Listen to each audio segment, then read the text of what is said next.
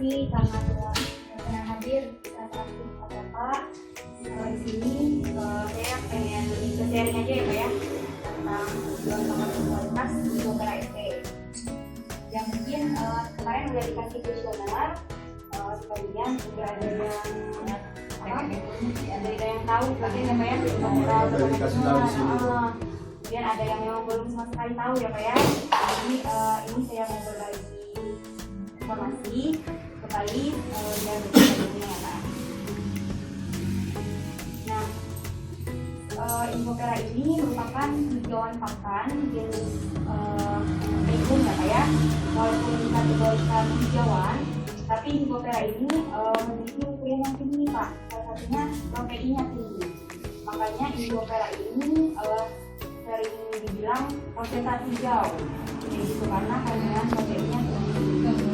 Kemudian Infopera ini juga bisa dijadikan sebagai substitusi atau pengganti konsentrat. Itu sehingga sangat berpotensi ya Pak ya untuk pengembangan hijauan pakan. Nah kemudian jenis pakan, menurut Bapak jenis pakan itu ada apa aja Pak? Yang Bapak tahu? Rumput. Terus? Tangan. Ya, terus Pak? Ya, mungkin apa lagi Pak? Tidak benar. Ya.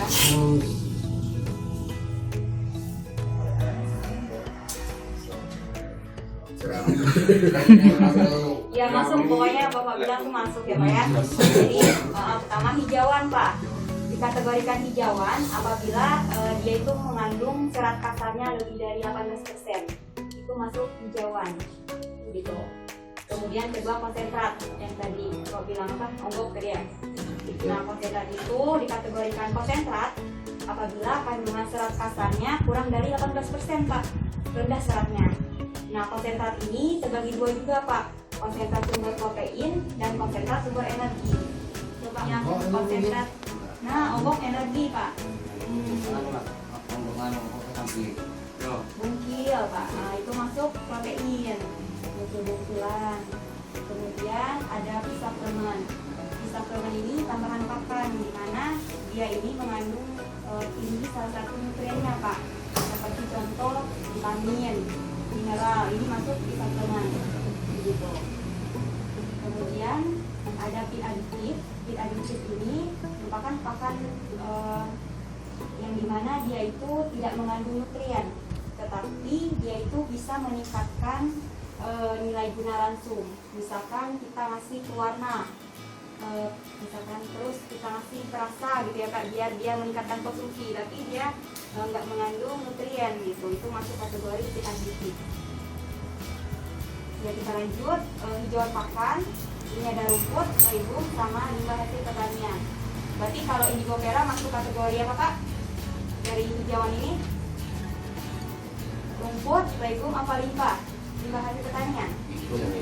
Limbah. Limbah. Bapak legum. Apa lagi Pak? Baru Bapak. Infopera masuk kategori rumput, hijauan apa? Legum. Legum. Ya benar ya Pak ya. Jadi Infopera ini masuk kategori leguminosa, kacang-kacangan. Yang membedakannya, kalau rumput ini yaitu kandungan serat kasarnya tinggi, mineralnya juga rendah Pak, mineralnya rendah. Kemudian kandungan protein rumput juga rendah ya Pak ya. Kemudian kalau legum ini memang dia kandungan protein dan mineralnya lebih tinggi dibandingkan dengan rumput. Nah sama kayak di hasil pertanian ini sama kayak rumput, serat kasarnya tinggi, proteinnya rendah, kemudian mineralnya juga rendah kayak gitu.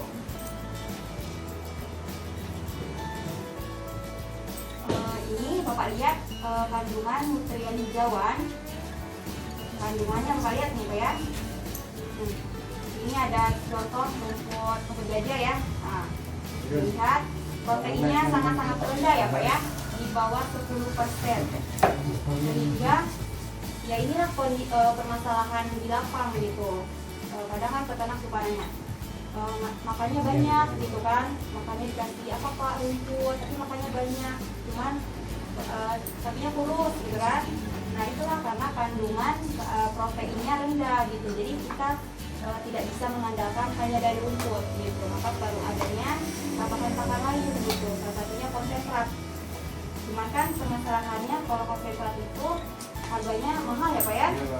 Karena bahan bakunya dari agroindustri, industrinya bersaing gitu kan untuk memperoleh bahannya sehingga harganya semakin mahal. Kemudian di sini Bapak lihat juga kandungan seperti mineral, kalsium dan fosfor sangat-sangat rendah ya Pak ya, 0,43, 000 gitu ya Pak ya. Makanya ternak yang cuma dikasih makan rumput itu dia suka mengalami kekurangan mineral Pak.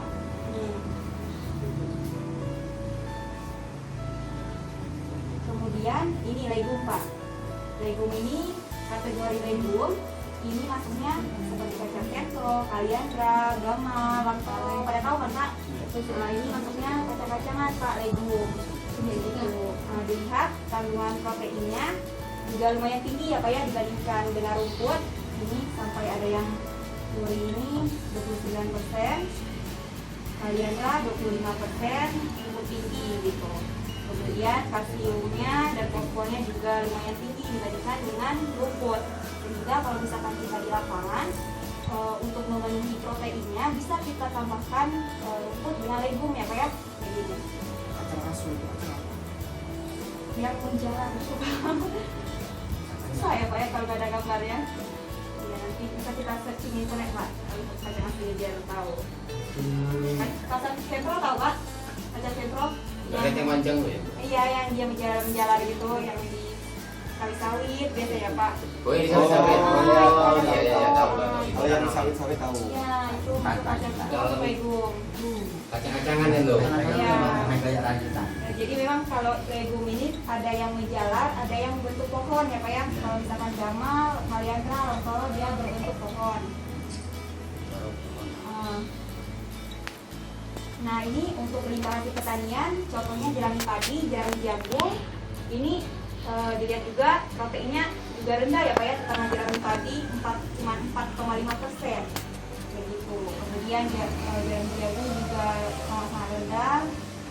Serat kasarnya juga dia tinggi dan mineralnya juga rendah ya Pak ya. Kemudian Kacang. ya. Nah mengapa sih harus indigo perak? Pertama, indigo perak ini proteinnya secara konsentrat 28 sampai 32% Pak kandungannya. Lumayan tinggi kan Pak? Jadi sangat berpotensi. Kemudian kedua, pencernaannya tinggi 70 sampai 86%. Kemudian kandungan mineralnya juga tinggi Pak. Kemudian kandungan taninnya rendah. Nah inilah Tanin itu apa? Nah inilah yang tanin itu sejenis anti nutrisi Pak. Jadi anti nutrisi itu kandungan pada tanaman yang dimana dia itu menghambat penyerapan nutrien. Nah contohnya tanin ini dia menghambat protein Pak. Jadi protein yang seharusnya diserap di tubuh ternak jadinya terbuang, nggak bisa dimanfaatkan, kan sayang gitu ya Pak ya. Nah inilah yang membedakan legum indigo perak dengan legum lainnya. Salah satunya taninnya rendah. Kalau misalkan lantoro, kaliandra, gamal itu kandungan taninnya tinggi Pak. Sehingga penggunaannya juga harus dibatasi. Nah, gitu. Jadi nggak boleh terlalu berlebih gitu ngasihnya kayak misalkan lantoro gitu kan. Terus juga kalau lantoro itu dia mengandung mimosin Pak. Jadi penggunaannya jangan lebih 5 sampai 10%. Kalau misalkan lebih 10% dia menyebabkan sifat pendarahan gitu ataupun kerusakan organ gitu. Makanya nggak boleh banyak nasinya.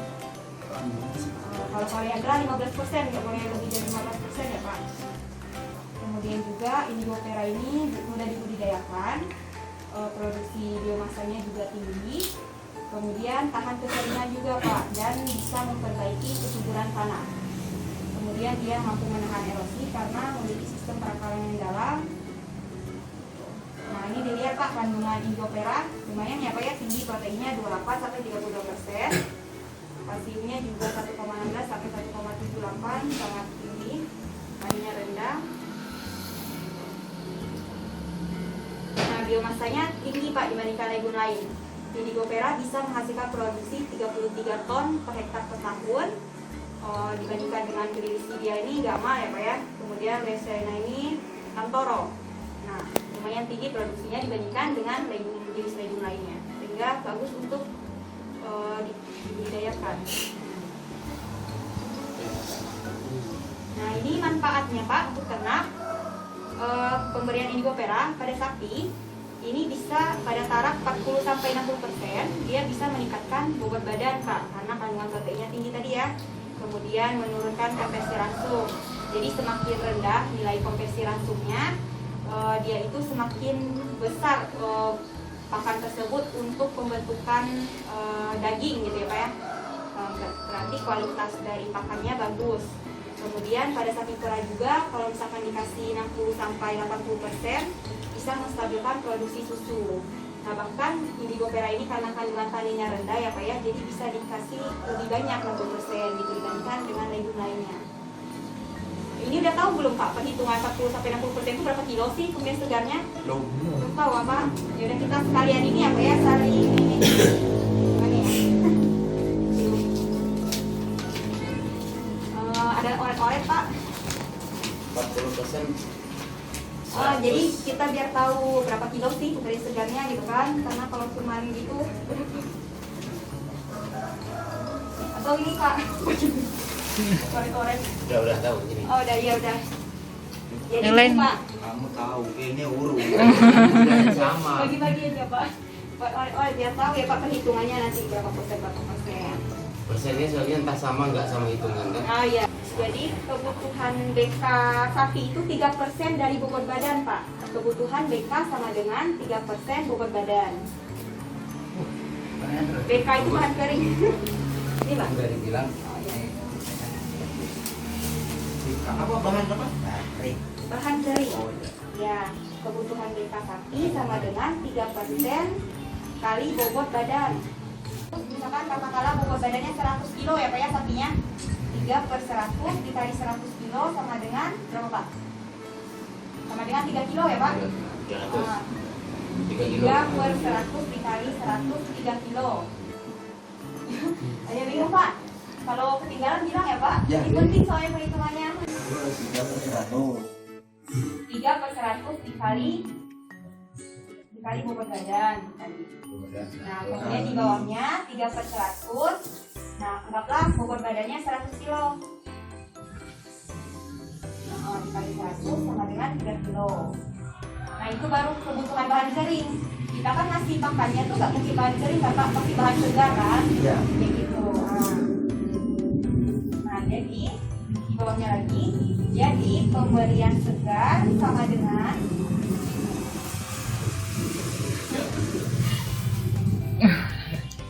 tadi saya tanya Pak.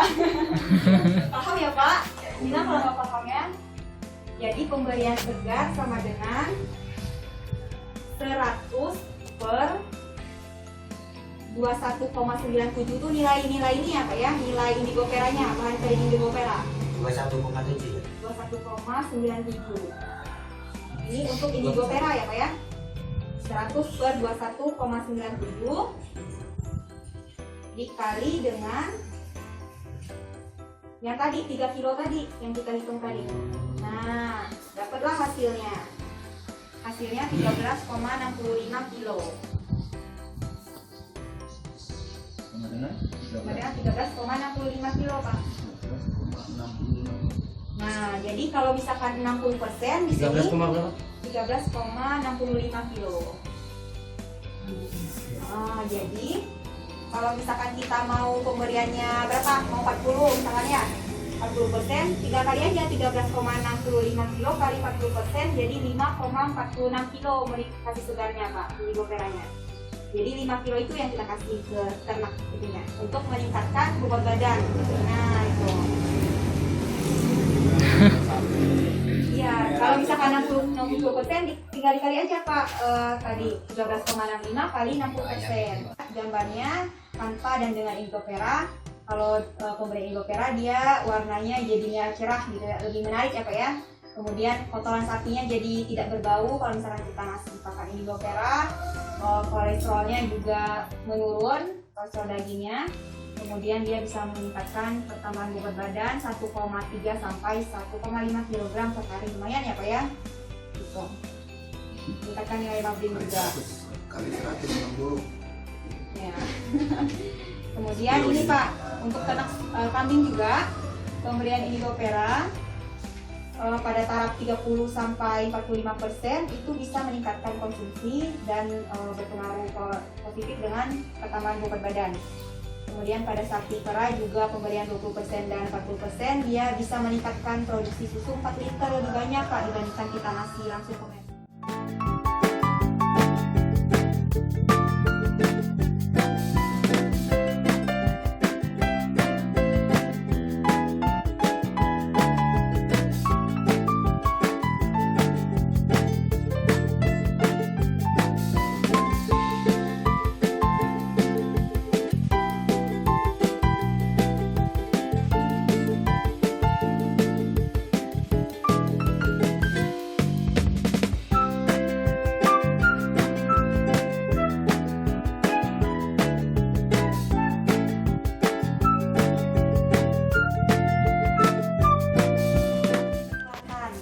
Ini yang bagus Pak benihnya.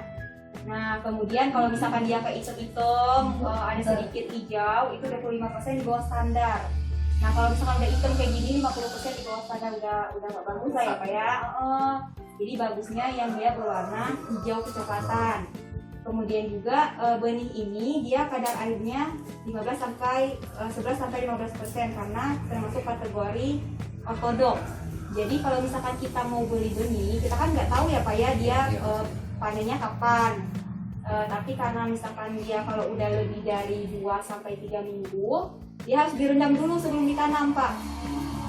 Jadi harus direndam 3 jam atau sampai semalam. Disemai dulu. Iya, tapi direndam dulu Pak nanti 3 jam atau sampai semalam. Kayak gitu. Karena kan kita nggak tahu ya panennya udah berapa bulan gitu Pak. Kalau misalkan manennya udah kurang dari 2 minggu, bisa langsung ditanam, nggak apa-apa Pak gitu. Kemudian, bisa Pak dites benihnya sebelumnya kita rendam dulu. Kalau misalkan Menampung berarti yang benar Pak. Kalau misalkan tenggelam berarti benihnya bernas. Kalau misalkan dia mengapung itu kita sisihkan aja, itu nggak bagus gitu ya Pak ya. Udah paham ya Pak? Ya gitu. Nah kemudian seleksi benih ya tadi sudah saya sampaikan dilakukan perendaman ya Pak ya kalau tenggelam nanti itu yang bagus yang bernas. Jarak tanam Bu. Oh iya, nanti bertahap dulu ya Pak. Iya. Ya kemudian ya lanjut ya. Semaian Pak. Jadi kita lakukan semaian. Komposisinya tanah dengan pupuk kandang itu 1:1. Misalkan 1 kilo tanah, 1 kilo pupuk juga gitu. Kemudian benih ditabur, kemudian pada hari ke-7 sampai ke-10 dipindahkan ke polybag 0,5 sampai 1 kilo atau lebih tepatnya kalau misalkan dia udah muncul 4 daun, udah bisa tuh dipindahkan gitu. Kemudian budidaya. Ya walaupun tadi saya bilang bahwa indigofera ini cocok di tahan terhadap kondisi kering dan lain, tapi pada saat penanaman awal memang harus dilakukan pengolahan lahan ya Pak ya. Tujuannya adalah untuk mengurangi tekanan adaptasi dari indigofera biar dia pertumbuhannya lebih optimal. Maka harus dilakukan pengolahan lahan.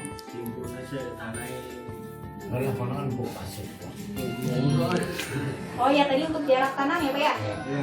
Jadi ini tergantung lahan ya Pak ya. Kalau misalkan lahannya dia subur, itu bisa kita 1 meter 1 meter. 1 meter 1 meter. Jadi antara guludannya 1 meter per guludannya 1 meter. Tapi kalau misalkan tanahnya kurang subur, 1 meter kali 1,5 meter Pak. Kayak gitu. Kemudian kalau misalkan tujuan Bapak untuk produksi benih itu 3 meter kali 3 meter. Ini untuk benih ini profit bisnis yang menjanjikan juga Pak, karena lumayan mahal untuk benih indigofera ini. Iya, jadi lumayan tuh Pak buat ini. Kalau misalkan Bapak ini 1 kilonya itu 1 juta Pak. Kalau untuk indigofera ini kalau misalkan Bapak mau bisniskan bisa tuh ditanam 3 meter kali 3 meter untuk benih. Bisa Pak online. Ya, biasanya di online kan bisa Pak. Atau di Facebook gitu. Iya, di Facebook. Sosial media yang ada itu banyak yang nyari Pak. 1 juta Pak 1 kilonya kan lumayan gitu buat tambahan. Selain untuk ternak berurusan kalau beliau-beliau mudah memasarkan. Ya kemudian pemindahan tanaman ya Pak ya. Pemindahannya dilakukan di lahannya saat umur 40 sampai 60 hari. Dilakukan pada musim penghujan.